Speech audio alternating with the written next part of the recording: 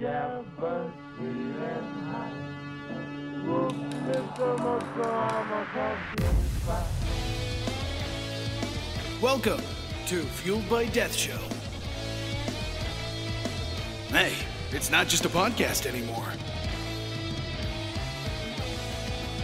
Get ready, the show's about to begin. I'm ready. I'm ready. I'm ready. Are you ready? Welcome to Fueled by Death Show, everybody. It is the companion show to episode 102 of the podcast, and you guys are going to want to stick around to find out who's on that. We'll get to that a little bit later in the show. It's Bill Burr. It's Bill Burr. Damn. Okay, fine. It's Bill Burr, and we're going to get to that a little bit later in the show. He said we look like motorcycle mechanics. God damn it. You're giving away all the stuff. Sorry.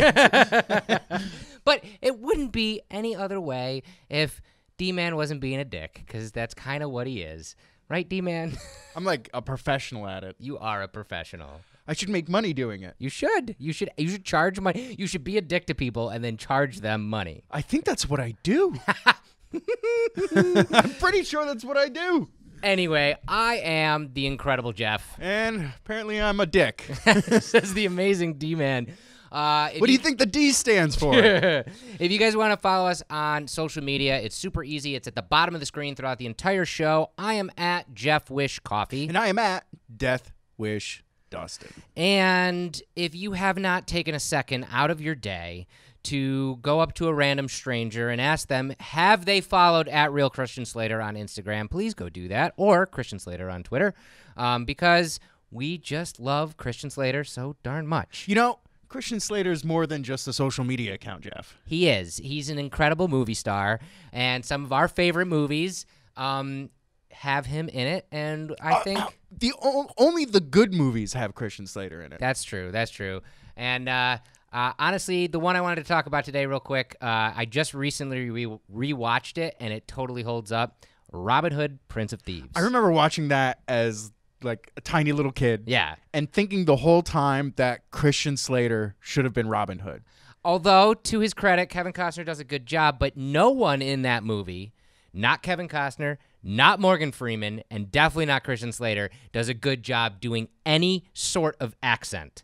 Like, they're all supposed to be in Britain, and they slip in and out of it throughout the entire movie. There will be scenes where they will talk like they're British, and then there will be scenes where it's specifically Kevin Costner talking to specifically Christian Slater. Listen, they were still trying to figure things out in the 90s, and everybody was just having a hard time getting over how amazingly handsome Christian Slater was the whole time. So it's hard to do an accent with him in the same room. It's true. It's true. And, in fact, one of the best ways to show that is he uses – Christian Slater uses one of the most, medieval words that you can possibly use in one of my favorite scenes right here.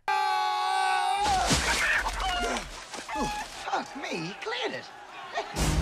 I mean, right? In medieval times, they totally said, fuck me, right? The medieval times in New Jersey. Correct. That's what he was basing his stuff on. But boy, I love that movie. And boy, do we love Christian Slater. This message has been brought to you by the Church of Christian Slater. It's true. And if you're just joining the show for the first time, here's the deal. Every single show, we try to give away something cool. This show's no different. We're giving away a 2018 Hammer mug. All you got to do is share this show and drop a comment in those comments. If you're watching it live, join the conversation. One lucky comment will be chosen at random and picked after the show is over to win this mug. D-Man and myself will sign it and send it right out to you guys. I love this Hammer mug. It's the best. I love it. I love it. I cannot wait. Now, this is the 2018 mug, guys, so there's no number on the bottom. This was our year-long mug, but 2018 is almost over. And we're almost out of these mugs. I can't wait to see that 2019 mug. It's special. I've seen mock-ups of it, but, I can't wait to physically hold it and see it and have you guys all get it as well. But you can win this one on this show tonight. And no show would be complete without thanking our good friend, Brock Powell. BrockFox.com. He's the voice actor on this show and 1,000 other voices in the world. We love Brock to death. If you missed our awesome interview with voice actor Bill Farmer on last week's podcast, we actually talked about how Brock got his start right from his own mentor. Yeah, it was great. And we also saw recently Brock Powell is now Santa. He is now Santa I mean, Claus. he was Santa last year on for the us, show. Yep. And now he's full-time Santa in real life. And it looks, I'll put a picture up of it right here. He looks the part. Holy moly. We'll have to revisit that Christmas episode when we get a little bit closer. Then when we get a little bit closer to the holidays, for sure. So stick around, guys. We got, like I said, a sneak peek of that special guest on the podcast that you have no idea who it is. It's Bill Burr. And we've also got this week's Death Star of the Week, some cool science. We're going to roast some holiday Christmas movies. And all the other fun, including some really cool details about upcoming stuff from Death Wish Coffee. So stick around for all that coming up in the show. Secret code unlocked. Discount of death. This week on deathwishcoffee.com, if you use the discount code BURR, Jeff, spell B-U-R-R.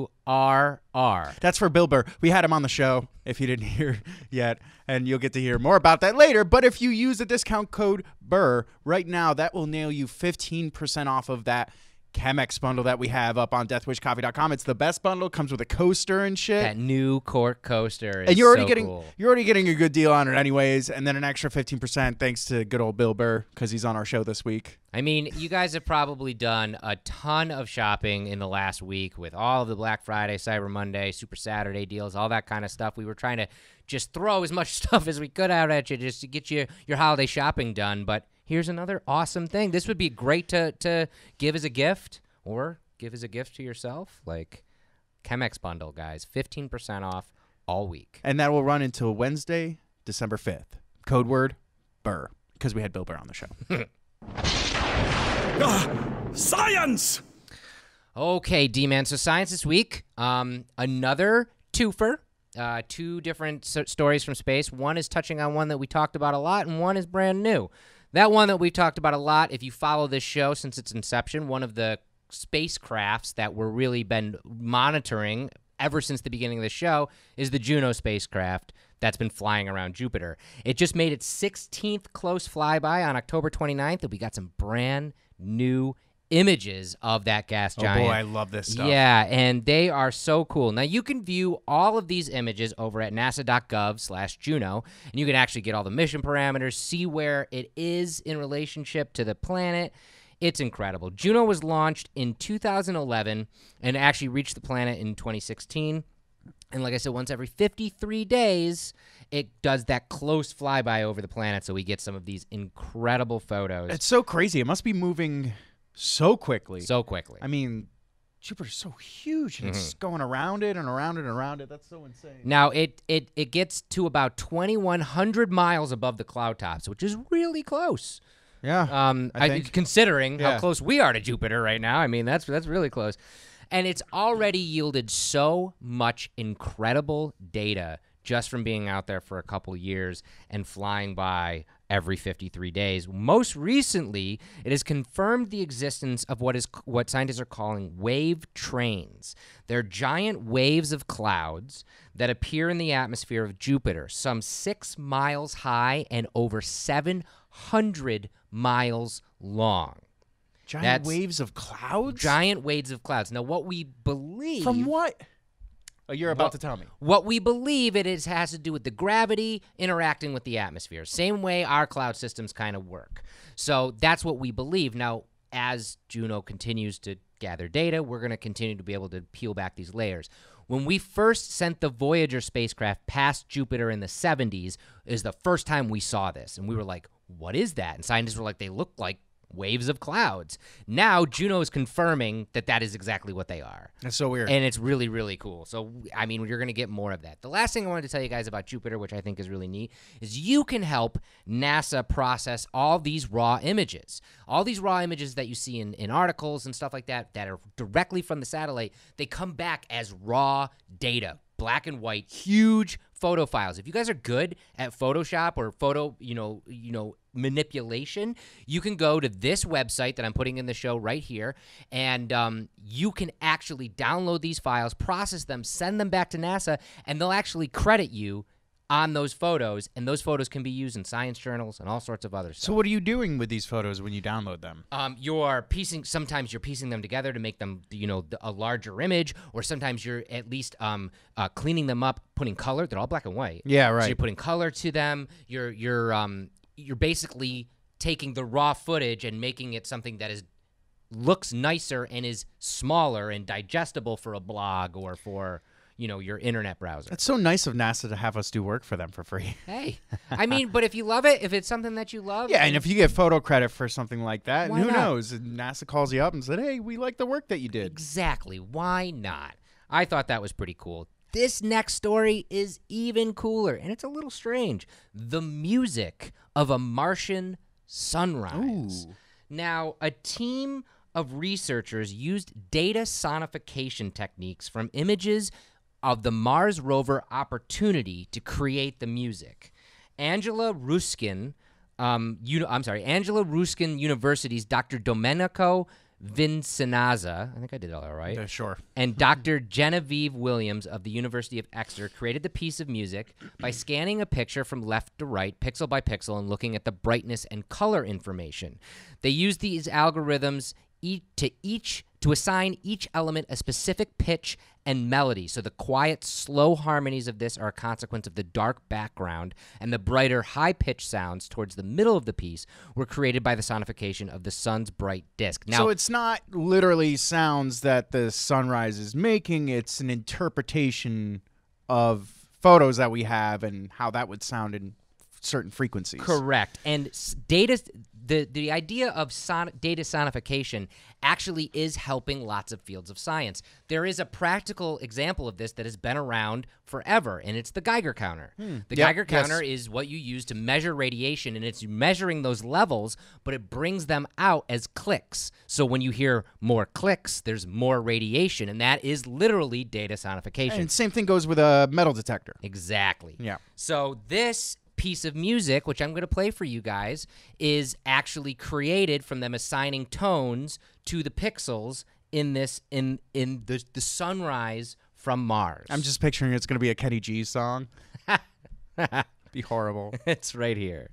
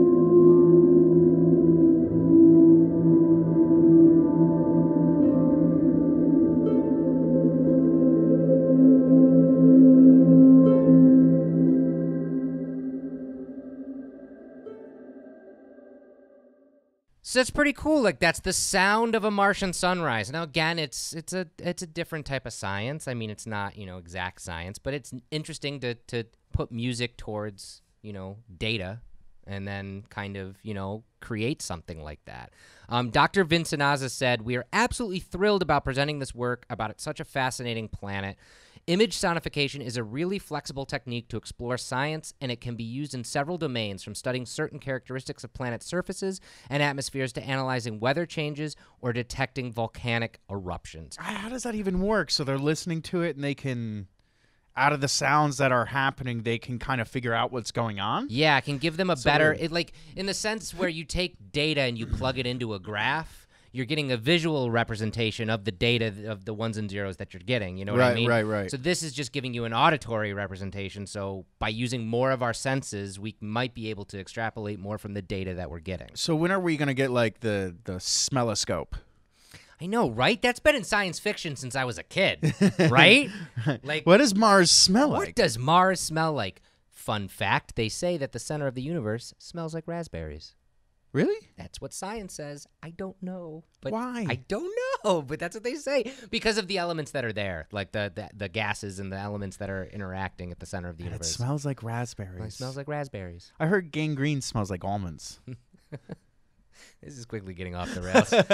Science! Science! I thought that was really cool. Again, we're always going to be checking back with Juno, and we're always going to be checking back with Mars. Thank gosh.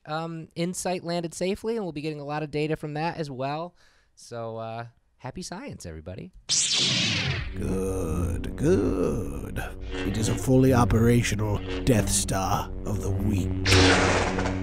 All right, D-Man, I gotta start it like I do. If you're not a fan of the official Death Wish Coffee Company community page over on Facebook, get on it, everybody. That's where 4,000 strong community members are talking about the little coffee beans that we like to give you guys, push on you. No, don't push those beans on me, no! But every week we like to involve one of you on the Death Star of the Week segment. This week is no different. If you've never met Krystal Sedler, you're going to meet her right now. Krystal, thank you so much for taking time to talk with us today on the Death Star segment. And I'm going to start like we always do. I want to know, when did you hear about Death Wish Coffee? How did you hear about the coffee or the company? When was that for you? Somewhere around 2013. I had just had my little in 2012, and I was not a stay-at-home mom permanently, just taking time off while I just first had little, looking for some way to stay awake easier. And I found it on Amazon after I heard about it, Googling just coffee, strong coffee, looking for good coffee.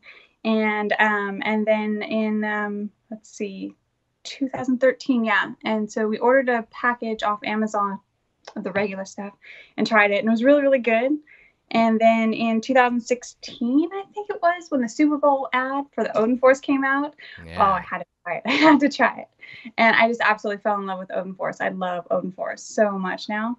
I will let Zach know that you are a big fan. Huge fan, yes. That's awesome. So you found the company pretty much right after it started, because Mike started in the basement in 2012 and was, going pretty hard on Amazon around 2013. And actually, that's about the time that we got kicked off of Amazon, because we were featured on Good Morning America, and we didn't know that it was going to spike that was literally when it was Mike and John in a basement putting coffee in manila envelopes, and then they featured it on Good Morning America, and he woke up the next day and had thousands of orders, and it was like, uh-oh. But we've since obviously have rectified that, and we're back on Amazon. That's good. Have you always been a big coffee drinker? Oh, yeah. I'm a huge coffee drinker. How much coffee do you drink a day, would you say? A whole pot. I actually take, I'll make a pot in the morning before work, and then I've got 3 different size cups. I've got my on the way to work cup, which is about like this big. And then I've got my morning cup, which is a regular travel size mug. And then I've got my start at lunch mug, which is kind of a bigger jug. So a whole pot. Nice. Just the whole day. Yeah. Nice. That's awesome. What is your go-to brewing method? Just the good old fashioned regular pot. Like a drip machine? Yeah, just regular old machine. Yeah. My coffee. Yeah. That works the best. I always say the story that before I started working here, that's how I thought coffee was made. You just hit the coffee button, and then the coffee Right. exists, right? Like, that's all that there is. There's not this crazy chemistry behind it and everything. It's just a picture of coffee, and you hit that button. It's super right. easy. I know. I've seen on your Facebook, on your pages and stuff, like the was it the little CHEMEX or The CHEMEX, yep, the pour over. Yeah. I haven't dared to try that yet, but that looks amazing. So I've said this before. I had no idea starting at this company about stuff like that, and you really do get a different taste with your coffee when you do a pour over like that, because you allow the grinds to bloom, and you allow really all the flavor notes to come in there. But it is a chemistry set. I mean, I enjoy being able to do that when I have the time to do it. But, you know, you wake up in the morning and the first thing you want is a cup of coffee. You don't want to wait for the magic of, you know, science to happen. I totally get it. Exactly. But I recommend it if you ever get the chance to give it a shot. I do recommend that for sure. So being a fan of the company, the other question I always ask is, are you a fan of the mugs? Do you collect the mugs from Death Wish? I do. You do. There it is. Do you remember? Do you remember the first mug you got from the company? It was actually after that Super Bowl ad with the Odin Force. I still have it. It's like one of those big, beautiful mugs. It's just absolutely gorgeous. Excellent. I don't want to use it very often. I'm scared I'm going to drop it. I'm kind of a klutz sometimes. So. You know, and that's the thing too is I've started collecting these mugs now that I've been with the company too, and there's so many that I have that I don't use, and they just like sit in my cupboard because I don't want them to break. Exactly. But you just showed one of our awesome diner mugs, which I love those mugs too, because you're never going to worry about those breaking. No, I love these ones, and tells the truth pretty good. So. Yeah. Do you have a favorite mug in your collection? And it doesn't have to be a Death Wish mug. It can be just your go-to morning mug. Actually, I have like a set on the wall that you kind of like travel through. My favorite mugs, so they're outside of the cupboards. I've got a Princess Bride one that I use pretty often, and then my 2 Death Wish mugs, and then a huge Michigan one. It's like ginormous, so you know, like the bigger the better for me. Very cool, very cool. And then the question we always get to that I gotta know, and especially from someone like you who found the company in 2013, saw us go to the Super Bowl, saw us do all these things, all the crazy mugs, the merch that we make, all that kind of stuff. Is there anything we haven't done that you'd like to see us try? It can be a mug, a merch idea, anything at all. 2 things actually. I'd really love to see, like, I've got a 6-year-old daughter, and you know, we got to start them out right and start them out early. So I'd love to see little clothes. She's 6, 7 years old, so little people clothes, that sort of accessories and whatnot, hats, and you know, stuff like that. Then I don't know if you guys have ever done it, but chocolate covered coffee beans. I love covered coffee beans, espresso beans. Oh man! So I will reveal this in your death segment right now. That way back when we first tried doing chocolate, we did do a version of a chocolate covered coffee bean. It was a very limited run. Like, I mean, I'm saying 2013, 2014. I think they tried it, and it did all right. And now that we're coming out with our brand new chocolate, the Bean to Bar with ethereal confections, which we're so excited about. This company has been so amazing to work with. One of the first things we talked about was we wanted to do this chocolate bar that we just released, and that was the first thing on the table. And then we were like, what else can we do with you? Can we do other flavors? Can we do a chocolate covered bean? Because, you know, a lot of people really want that. And they said 100% we can do something like that. So I can 100% say that we will do it. I don't know. It's not in production at the moment because we just did this bar. We wanted to make sure that worked, you know. But in 2019, I will almost 100% guarantee that it'll come out sometime within that time frame, that we will do a version of a chocolate covered coffee bean, which is going to be really fun. That is fantastic. Yeah, I'm very, very excited for that. Once again, I can't thank you enough for calling in on the Death Star segment. I see you in the comments of the show a lot, and know that you really like what we're doing, and we thank you very much for it. Awesome. Thank you. Thank you so much for your time. Oh, thank you. The Fueled by Death guest. It's Bill Burr. So we are super excited for you guys to see and hear and watch tomorrow's podcast episode with legendary comedian Bill Burr. Legendary comedian and also now animated filmmaker. Yeah. We got Bill on the show to talk about the new season of his animated Netflix series. I think I have a photo. I don't. F is for family. F is for family. If you guys haven't checked the show out, it's so good. Oh my God, it's so much fun. Season 3 is going to premiere on Friday of this week, and we were lucky enough to connect with Bill through our mutual friend Dave Kushner, who's going to also be on this show again very soon.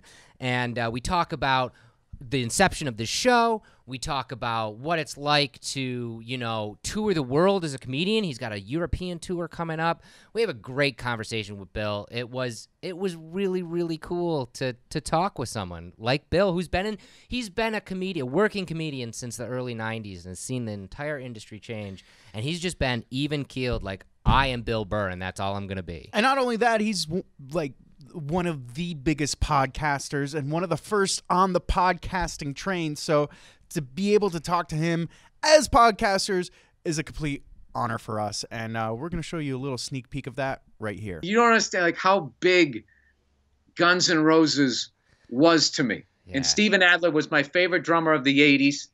Everybody had those giant fucking kits with the double kicks. Half of them didn't even have another pedal behind it. It was just for the look. Or they just played double bass when they had to do like the solo. He just ran underneath and played, on top.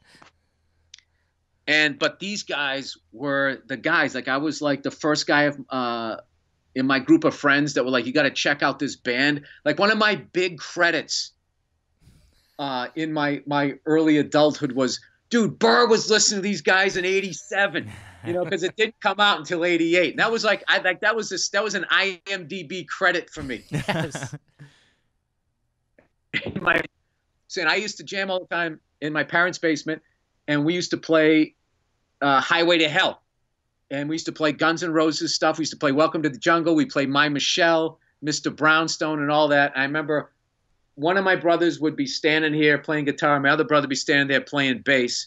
And we play Guns N' Roses and we play Highway to Hell. Now here I am 30 years in the future playing Highway to Hell that I used to play with my brothers. And instead of my brother John there, it's Duff. Instead of Philip, it's Slash. Oh, my God. And then Kushner's there. So essentially you have the entire Velvet Revolver. Velvet Revolver, right? And I'm Matt Sorum now. So this all goes through my head in like 0.8 seconds. Right. However long it takes someone to walk on stage, say hello, and then just Slash turns around and just goes, ba-na-na, da-na-na. Dude, I literally couldn't feel my legs. Da-na-na, da-na-na, da-na-na, da-na-na. I'm like, what? It was nuts. And I just, one of my brothers told me, because I went a long time ago when I was sitting and he goes, dude, if you're ever in a situation like that, don't try to be fancy. Just go Phil Rudd. And thank God the song was played by Phil Rudd, so I didn't have to worry. Yeah. I just went Phil Rudd and played the song, screwed up a couple of times. I just remember in the end, Kushner and Frankie kept turning around. They just kept looking at my face, laughing at me. So the song ends. There's what it stops, Highway to Hell, and I'm going down all the way. And then they got to turn around and look at the drummer to start the cymbal wash. And that was the time when Duff and Slash all turned around and looked at me, and I was just like, oh my God, they're looking. I almost forgot what I was supposed to do. Happy birthday. I'm sorry, hit that again. We were talking. Happy birthday. Surprise! I'm naked. Okay, D-Man, we got a pair of birthdays on Saturday, December 1st. Can you believe it's December already? No, it's so weird. It came up so quick, man. 2018 kind of crawled, and now it just feels like... It's just slipping between my fingers. Yeah, so December 1st is this Saturday. We've got a pair of birthdays. First, the very funny Sarah Silverman is going to be 48. You're not a fan of Sarah Silverman? Really? Nothing she's done? I don't think I've ever really laughed as a result of Sarah Silverman. Oh, man. Well, I'll tell you, her show, I Love You, America, is excellent if you guys haven't checked that out on Hulu. And her and her sister on Bob's Burgers is the best all the time. I absolutely love them. But I've been a fan of her for a very long time. And for fans of her out there, you probably are very excited, myself as well, for the sequel to Wreck-It Ralph, Wreck-It Ralph 2, Ralph Breaks the Internet. She plays the main character. Ralph? Opposite. No, John C. Reilly plays Ralph, but she plays the main character's foil there. I forget her name. Vanellope, I think is her name, the little girl. I've never seen the movie. The first movie's hilarious. It's very, very funny. This one's probably going to be just as funny, if not more. So a happy birthday to her. Also on Saturday, December 1st, a very happy birthday to retired NASA astronaut Terry Virts. Terry flew on the space shuttle Endeavour, STS-130. was actually part of Expedition 42 and 43 on the ISS. He is known, technically, for tweeting this iconic photo. When he was on the ISS, Leonard Nimoy passed away in 2015, and he tweeted this photo when he learned about the death of Spock. I remember that. It was a very famous photo, and he'll be celebrating his birthday on December 1st. On Monday, December 3rd, the Ozman cometh, turning 70 years young. Wow. Ozzy Osbourne, still touring the world, still writing music. Still rocking, man. Still rocking with our buddy Zach Wilde there. We love Ozzy to death. We wish him all the best. And, man, he's been just ruling the airwaves for 70 years old. This guy just won't slow down. It's nuts, man. He is a crazy train. I would love to ask him what fuels you. Maybe someday. Yeah. Maybe someday we'll get a chance.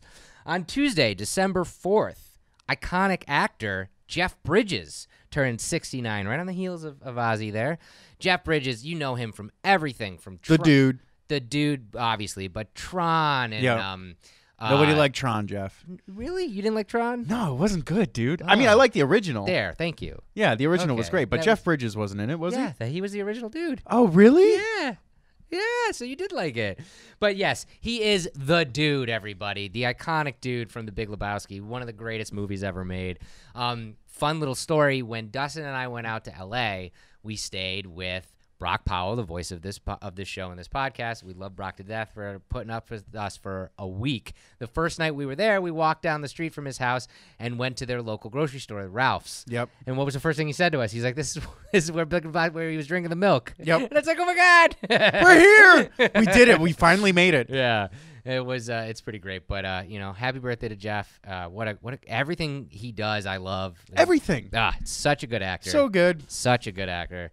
Finally, very close to home. Just wanted to give her a shout out. Wednesday, December 5th, Mary KOSLOW, Mike's mom, is going to be celebrating her birthday. We're all going to be celebrating here, raising our mugs high for the mother of our fearless leader here at Death Wish Coffee. We love Mary to death, and we hope all of you guys love Mary too. And Mary's might even be in the comments right now, so happy birthday, Mary. Hi, Mary. But yeah. So happy birthday to everybody this week. All of you guys out there celebrating a birthday. Happy buddy to every birthday. Buddy bod. Words. I smell a roast. Does it smell like mistletoes and Chet's nuts? You can rework that joke, right? We have a comedian on the show this week. You gotta up your game. I don't have any game, Jeff. Oh man. Well, no, this week is the last show of November before we get into the December season. So to kick off the holiday season, we're going to probably do a lot of holiday-themed roasts because we like doing that kind of thing around here. To kick off that season, I noticed a trend happening on all the streaming services out there with everybody's putting out their holiday programming finally, right? And we all have our favorite holiday, especially let's talk Christmas movies. Let's be honest. Like we all have our favorite Christmas movies. What's your favorite Christmas movie? Probably A Christmas Vacation. Oh, Chevy that's a good Chase. one. Yeah. It's hilarious. It still makes me laugh to this day. Yeah, I've it's seen so the funny. jokes a million times, and it still makes me laugh. But I mean, you got A Christmas Story with the Red Ryder BB gun. Yep. You got The Santa Claus with Tim Allen, which was that quirky one. You have Elf with Will Ferrell. Go way back, Miracle on 34th Street or It's a Wonderful Life are those movies that, are those classics that everybody holds on to. Die Hard, the greatest Christmas movie ever. Come on. It's not a Christmas movie. Everybody knows it. It is. Gremlins. My favorite Christmas movie, the claymation Rudolph Yes. movie.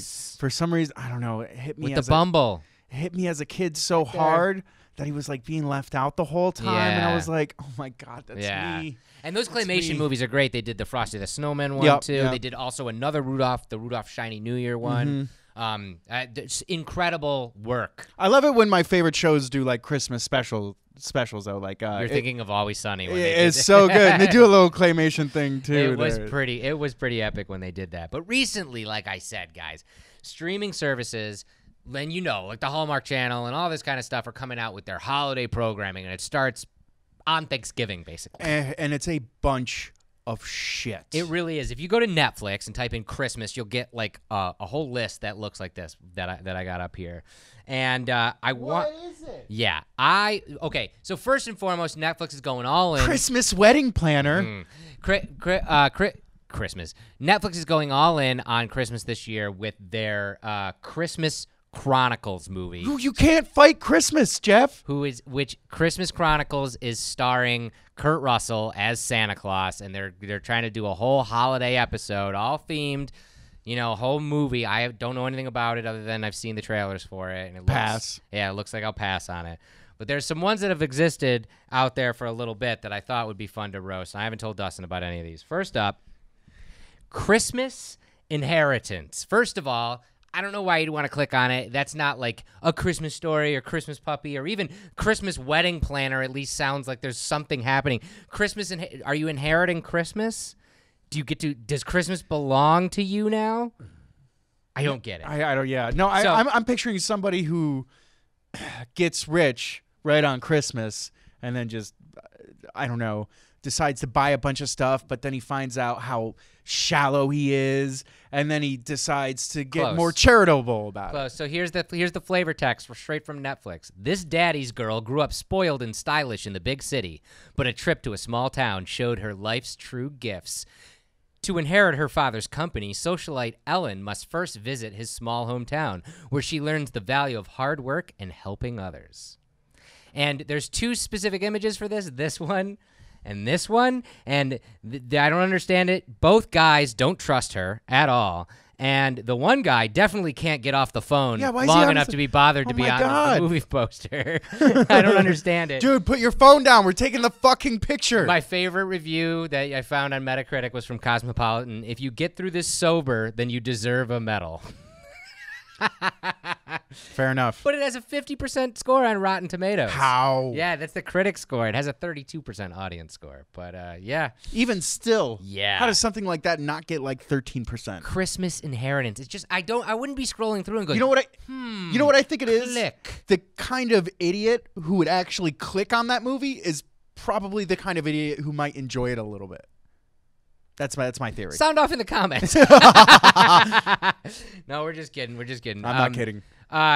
There's a very famous one that came out last year that lots of people like. Lots of people have talked about. But on the other side, a lot of people have talked about how cheesy and terrible and trite it is. It's called A Christmas Prince. Now, again, right off the bat, it's like, is this the Prince of Christmas? Does he become a prince at Christmas? Where does Christmas fit into royalty? And vice versa, like where does that all happen? It's always a story about like some dickhead who decides not to be a dickhead anymore because of fucking Christmas or some shit. It's true. It's true. I nailed it. So here's the flavor text on this one, Dustin. Royalty, Dick. Romance, and a really handsome prince. He's her most important assignment to date. Christmas comes early for an aspiring young journalist when she's sent abroad to get the scoop on a dashing prince who is poised to be king. Oh, so it's like 50 Shades of Grey without all the gagging? Basically. My favorite review on Metacritic from this one was, if there's a night where you can't sleep and you're suffering from insomnia, throw this on. Why? Because it'll put you to sleep. Oh. But it has a 75% rating on Rotten Tomatoes. Once again, the asshole who clicks on that is probably the asshole who will enjoy it. Because you or me are not going to click on that. This just in. It did so well last year that 2018, coming in 2 weeks, A Christmas Prince 2, the sequel. No. Yes. This is it. The Royal Wedding. Out November 30th, a year after helping Richard secure the crown, Amber returns to Aldovia, which is the fake area that they made for this place, to plan their wedding. But her simple tastes clash with royal proceedings. What? So she's too simple to be the prince's queen or the king's queen? I feel like something inside of me panicking right now. I can't really figure it out. Thank you to our friends at BuzzFeed for realizing that this movie might possibly be a hot steaming pile of garbage, and they created a drinking game, which I will put in the show so you guys can read this in full. But I love it. It's got things like take a drink whenever Prince Richard falls fails to show up to do his basic job, which is to be a prince, which means you're going to probably drink a lot. Or children are used as props to make the prince more attractive. That must happen a bunch where you're going to get a drink. Or finish your drink when physical activity forces Richard and Amber to get closer. Ooh. You're going to get you're going to get super drunk, I think, by playing this game. So I implore you guys to maybe click this movie on Netflix. Pass. Do the drinking game and Don't let us do know that. if you had to go to the Don't do it. hospital. Don't fucking do it. You don't even just watch it without the drinking game, and you'll probably end up in the hospital anyways. It just sounds so terrible. All right, so both of those examples were examples of movies that I just think are so terrible and cheesy. But I mean, there are somebody out there who loves them. I know. These next two movies get a little bit weirder. First up, The Spirit of Christmas. Now, from the title, obviously this is one. If I'm in the mood for a random Christmas movie, maybe that I've never seen, that's an innocuous title. Yeah. The Spirit of Christmas. I bet you somebody learns the spirit of Christmas and feels great about it, and everybody's happy and Christmas is saved, right? Huzzah. Nope. No. As Christmas approaches, attorney Kate Jordan travels to Vermont to oversee the sale of an inn where she falls for a handsome but cursed ghost. Didn't know it was going there, did you? Did you throw up in your mouth a little? Yeah, I did a little bit. The mystery of his death must be solved, or he is doomed to haunt Christmas forever. Is this a horror flick? Because that would be awesome. No, it's not. It's a romantic, family Christmas movie. And she's haunted and is in love with this apparition. Yeah, the Metacritic quote I liked was, "Odd supernatural romantic fantasy doesn't make much sense." Huh. Yes. I was not expecting there to be a ghost involved. I was definitely not expecting there to be a mystery involved. It's like a weird episode of Scooby-Doo that just didn't hit the cutting room floor, and they were like, we could make a Christmas movie out of this. It's crazy that these movies actually get made. I know. Like who writes them, produces them, acts in them, throws money into them, and then pushes them out on fucking Netflix? I don't know. This is madness. I just don't know. Finally, another one with a great title. Again, that one you might want to click on if you're looking for that innocuous Christmas movie. Dear Santa. Oh, Dear Santa. Even I'm a the- dickhead and need to learn the Even the- ways of Christmas. Even the poster has a little girl on it, letter saying Dear Santa, and a guy and a girl. Everybody's going to learn that Santa's real, maybe, or the spirit of Christmas is inside all of us, and Santa's everyone, or one of those, wholesome, morality films. Nope. Oh. A spoiled woman is long overdue for a good deed. Luckily, one falls into her lap just in time for Christmas. Finding a letter mailed to Santa by a girl asking for a new wife for her daddy, 20-something Krystal sets out to make the girl's wishes come true. So, this woman steals a letter from a 7-year-old girl that Hooks she up with wrote her dad. to Santa and hooks up with her father, tries to hook up with her dad to fulfill this little girl's wish, but actually just land a man for Christmas. So wait, she's a 20-something and he's like a 40-something? Mm-hmm. To sweeten the pot, if you were wondering if you should click on this movie or not, this is directed by Beverly Hills 90210 alum Jason Priestley. Oh, man. And the other, I did a little bit more digging. Basically what happens is the girl uses all of her parents' money and maxes out all of her credit cards, and her father tells her that she needs to clean up her act and pay off her debts by Christmas. So she decides to get a man and get money by fulfilling the girl's wish to Santa. That sounds fucking creepy. Yeah, that doesn't sound like a good thing to do. It doesn't sound wholehearted and morally wonderful and you're going to feel good after it. It's literally she's committing mail fraud. She's catfishing a guy. She's ruining she could be ruining this little girl's life. Who knows if this little girl wants this woman who's stealing letters to Santa to marry her dad. I don't get it. I feel bad. I feel bad too. There's a lot of movies like this out there. I encourage you, if you are a Netflix fan, I encourage you to go to the search bar, type in Christmas in that search bar, and just scroll down through.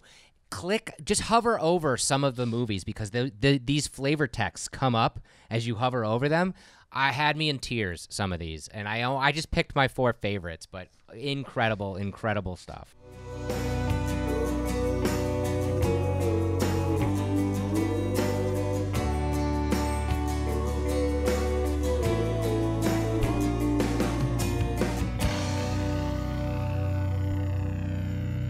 D-Man's Death Wish Update. Brought to you by Death Wish Coffee. Alrighty, D-Man. We just made it through the craziest weekend in the world. I cannot thank you guys enough for being the coolest fans and customers of this company, because we came up with a lot of crazy ideas and some new merchandise and wanted to just, you know, put it all out there in the vein of the holiday spirit. You know, this Black Friday, Cyber Monday, all that stuff is the best time to buy your gifts and to get, you know, your holiday shopping done. So we wanted to kind of weigh in on that, and you guys seem to really like it. So thank you so much.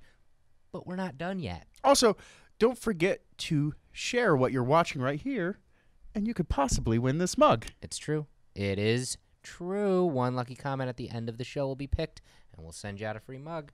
But speaking of mugs. Speaking of mugs, holy crap. Tomorrow, guys, I know, it seems like so much, but tomorrow, it's another golden ticket day. Is this your first time on the show? Do you not know what a golden ticket is? Then let me tell you. Golden Ticket Day, any order placed on deathwishcoffee.com starting tomorrow and ending tomorrow has a chance at winning a variant edition of our brand new mug set. You heard it right. It's a mug set, which means you will win a mug set golden ticket. That's 2 mugs, 2 separate mugs with the 2 different witches. Yep, but they'll be the same color. We're only doing one variant glaze because, I mean, we're bogging down poor people at Deneen enough with all of our stuff.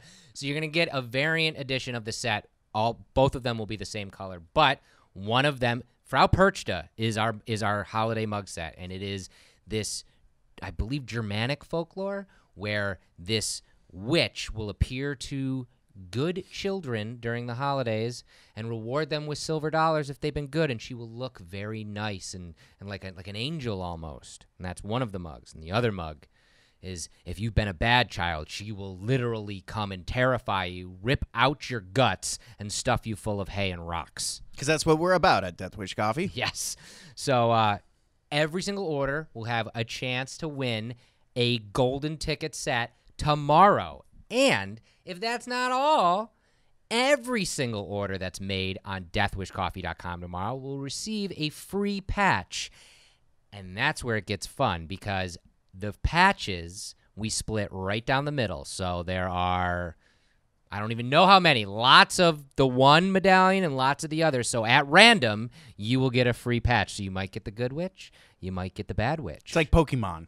You just got to collect them all. And if you are a subscriber to our coffee, and you get coffee every week or every month or every couple months, every couple weeks, whenever you get it, in your next subscription, you'll also get that random witch, whether it's a good witch or a bad witch.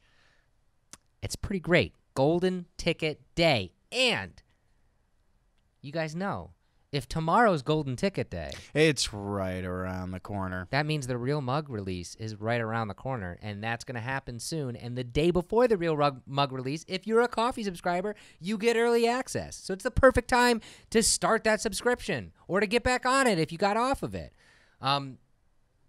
We'll keep talking about this, but tomorrow, even just going on the site and just ordering a keychain or one of the smaller things we have, whatever order it is, it doesn't matter, or 1,000 pounds of coffee, I dare you. Any order will have a chance at getting a Frau Perchta variant golden ticket mug set tomorrow. That's pretty cool. We also have something else that I'm very excited about being released. Excited. Right around the corner. I know Thomas Dragonetti, our designer here, has been conceptualizing this for a while and has been working with our favorite pewter company, Crosby and Taylor. Yep. And we will be releasing a mug hook. And this mug hook was designed by the incredible sculptor Paul Harding. And if you've never heard us talk about Paul Harding before, he's been on the show. I'll put up that link right here. You can check it all out. He is the creator of Beast of the Black Hand. And he's an incredible sculptor, and we commissioned him to do this, and it's awesome. It's just, I'm showing it to you, the finger, and you can put this anywhere. Now, we're going to send this out to you when it's released very, very soon, within a week.